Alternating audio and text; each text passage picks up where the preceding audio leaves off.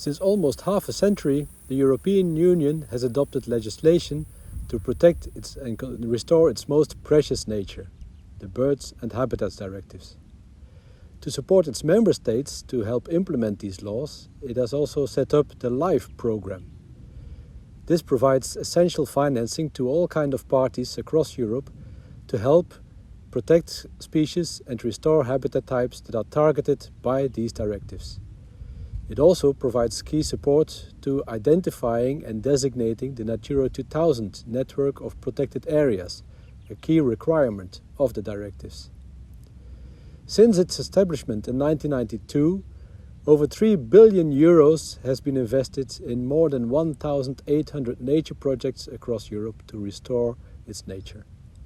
From the Azores in the Atlantic Ocean to the Danube Delta in the east of Romania, or from Malta in the Mediterranean Sea to the northern fringes of Lapland in Finland, restoration projects co-funded by the LIFE project. Last year, in 2020, the European Environment Agency published a new update of the state of nature in the EU report. A good moment to take stock of how the LIFE program has contributed to Europe's nature. Led by the agency of the European Commission that is in charge of the LIFE program, a team of experts at NEEMO, the organization that is charged by the Commission to support the LIFE monitoring, looked at hundreds of LIFE nature projects to look at the impact on nature in the EU.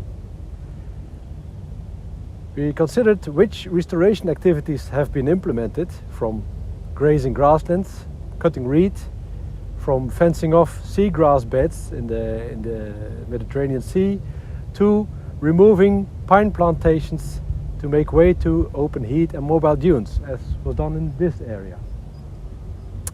We also looked at the impacts of these measures on the population status of species, on their survival, and on the quality and extent of the protected habitats.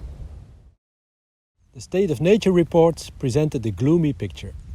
For most species and habitats covered by the European legislation, the situation has not improved or even worsened compared to previous assessments. Still, there are positive stories in the report.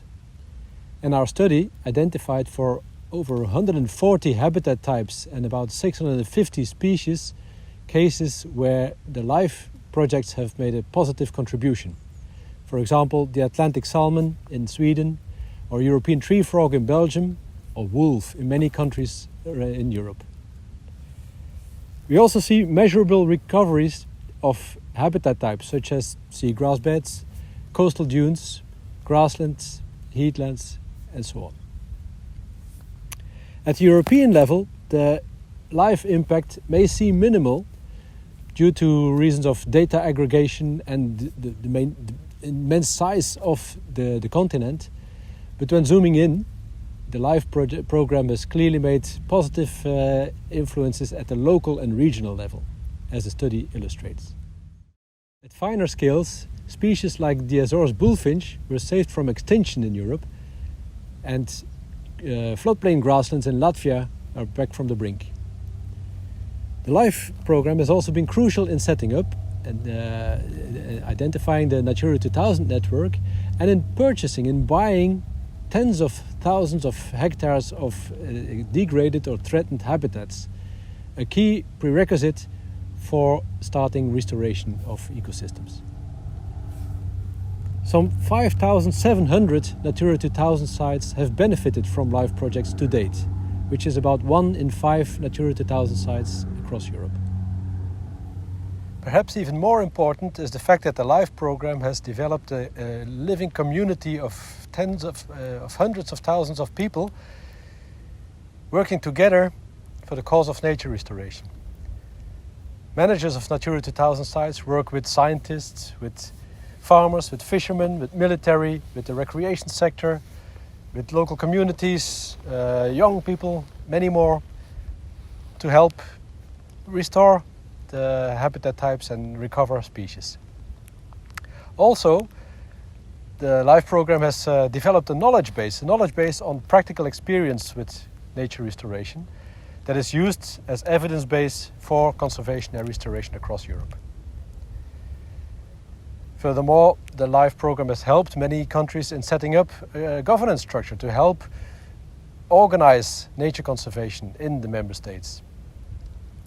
And also, added value by LIFE projects, LIFE nature projects, nature restoration, are in helping to prevent the local climate change impacts, such as floods or extreme droughts, or even mitigate climate change impact by increasing the carbon uptake by habitats.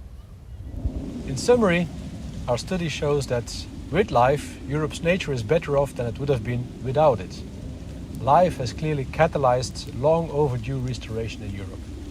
However, we're not there yet. When looking at the bad state of Europe's nature and biodiversity, it's clear that efforts need to be stepped up and that to have an impact at the European scale. The new LIFE regulation for 2021-2027 is more ambitious in that respect. It has a wider budget and a wider scope. For example, it also extends to covering red-listed species or connecting Natura 2000 sites beyond the sites themselves. The new LIFE call for project submission is open now, so why don't you consider submitting one yourself with your great idea for funding? LIFE continues to be a very strong supporter of EU policy and legislation, not in the least with the new EU biodiversity strategy for 2030, and particularly its call for a legally binding EU nature restoration plan. The study presents an overview of the findings by species group and habitat types as covered by the Birds and the Habitats directives. My colleagues will now give more details on the actions taken and the results from many examples of LIFE projects across Europe.